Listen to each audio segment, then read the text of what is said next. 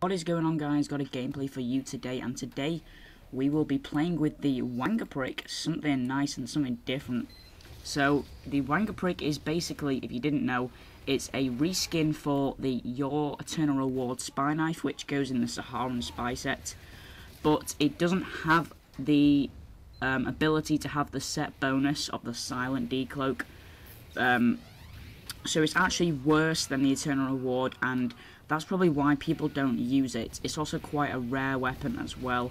It cost about reclaimed, which is kind of ridiculous for a weapon that does this exact same but worse than the Eternal Reward. But I like this weapon. I think it's kind of like a gimmicky weapon. It's kind of like for I don't know, a skilled spy, I would say. I don't want to be big-headed, but you have to be kind of a bit cocky to use this set, because lots of people will just go, why would I use this when I can use the Eternal Reward? And it's that kind of knife that people just don't use, and that's probably why I think they could have probably made a hat, and, well, a hat or maybe just a full set reskin. That would have been really nice instead of the Saharan Spy, because this kind of set's more kind of like a funky, weird spy than a professional, smooth spy that talks French, if you know what I mean, because he's got the prick which goes in like, which you stick in like a voodoo doll.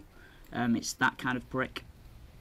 So yeah, it's a cool knife, and it's quite gimmicky, and not a lot of people use it because of its downsides, but I think it's fun using it, and you kind of do get that sense of reward as well, because when you use the Your Eternal Reward, you do actually get a feel of satisfaction and reward when you get a kill, and you get that because it's very hard to get the first stab, and it's kind of the same with the Wanga prick, but you get it more because you know that it's even harder to get the stab.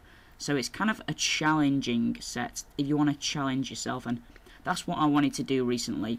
And also I put it on as well because I got a new hat for spy, and you can always see this hat on now because I can't disguise unless I get my first backstab. But this video won't really be a tip video on how to get your first backstab, because the only real advice I can give you is just take the side routes, don't go mainstream ways, and just be unseen. Don't use your pistol or anything like that. It's not really a pistol kind of set that you need to be using. It's only in desperate situations I would ever use my pistol, but try and be unseen. And as you can see there, I could have been shooting those heavies from a distance and attracting their attention, but I didn't, because that would let them know that there's spies about.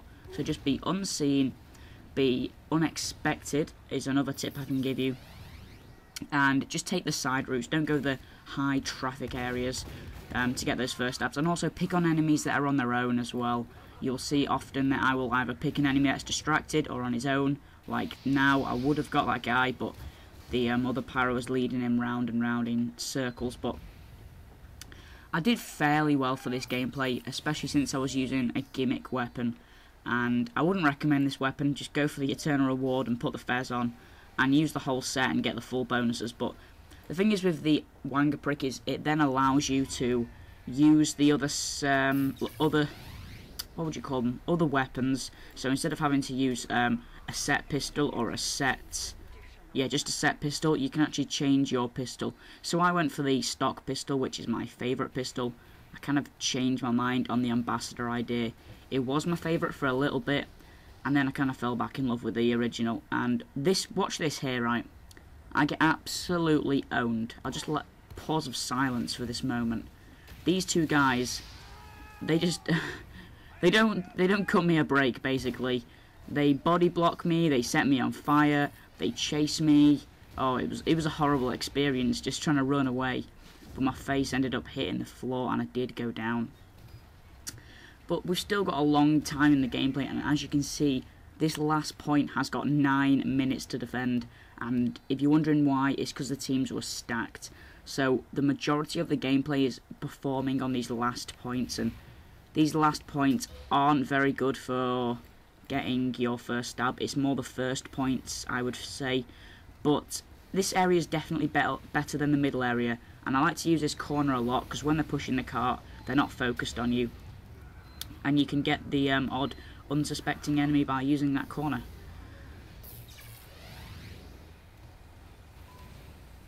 Also, once you get your first disguise, be very, very careful not to drop it, because once it's dropped, all your work has been undone and you have to start again. And it is a bit of a pain sometimes to get your work undone. Is that what I'm trying to say? I think so. I'm not sure though. But yeah, it's a bit of a pain just getting your work undone when you're just being careless, really. Don't go for the wild face stabs, because you don't want to drop your disguise for no reason. If it's not worth it, don't do it, because it's more worth keeping your disguise. And even if it is a slow, heavy disguise, you will eventually get them. And what I did here is I knifed to undisguise, and that then gave me the speed boost to get that backstab on the heavy. And I believe I still have the heavy disguise. Yeah, I still have the heavy disguise. So after all that, from not being a wild stabber, I got my heavy disguise, but I decided to take it off because it's quite a slow one to get back up, and I believe that at this point they're too distracted to be worrying about me at the moment. But that kind of changes throughout the course of the gameplay. But the Wanga prick is just a very nice weapon, but a very hard weapon to use. And with the Eternal Reward, you can obviously gain the disguises from the backstab and also get the nice chain stabs as well. And it's really good for taking down engineer nests, even though there wasn't really any that the blue team had. But they did have engineers, and I did give them a good old bash and try to help the team out. And I thought I did very well, considering it was, well, it's not a first try, but it's my first Wanga gameplay, so obviously I've not been doing too well with it. And the more you play it, the more you will get better at it. But I would seriously not recommend this for an unexperienced player, because you need to first get used to Spy, second get used to the familiar Fez Spy, then use the Wanga prick.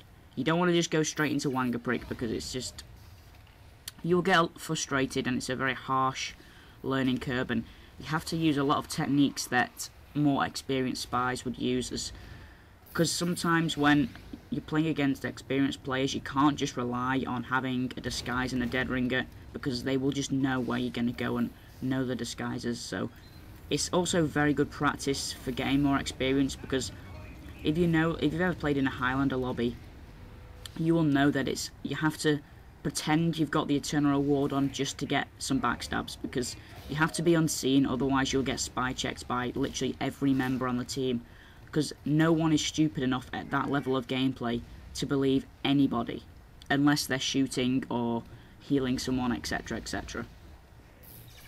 So it's also good practice for the people who want to get more experienced. And don't get frustrated with this weapon, give it time, and it will pay off, and it's very rewarding. Like I said, getting that first stab is just a feel of satisfaction, and also when you get those big chain stabs like I did before, it's also a great feeling, because you know that the enemy team had no idea and you were just allowed to do that. And that's why you have that kind of advantage over the normal spy knife in some aspects, because you're then allowed to, what am I trying to say, you're allowed to chain stab without having to drop the disguise, and it allows the chain stabs to go on for a bit longer. And also a top tip if you're wanting to practice chain stabs is play payload, because I would recommend it, because lots of people go around the cart. Also strike at a time when lots of enemies are on the payload, and stab from the back and follow through. So if you saw my chain stab before, I stabbed the furthest back person so they wouldn't see me go through the enemies and knife them down, because they would shoot me. You start from the back and you work your way forward, but you never backtrack.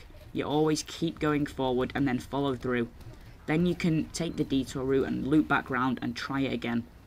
So that's just a tip for the chain stabs. And that chain stab there, I think I'm going to put in my spy montage, and that is coming out, I don't know when, but it's coming out, I wouldn't say soon, but I've set myself a target to record all the clips in 3 weeks, and then maybe take about 3 days to edit it.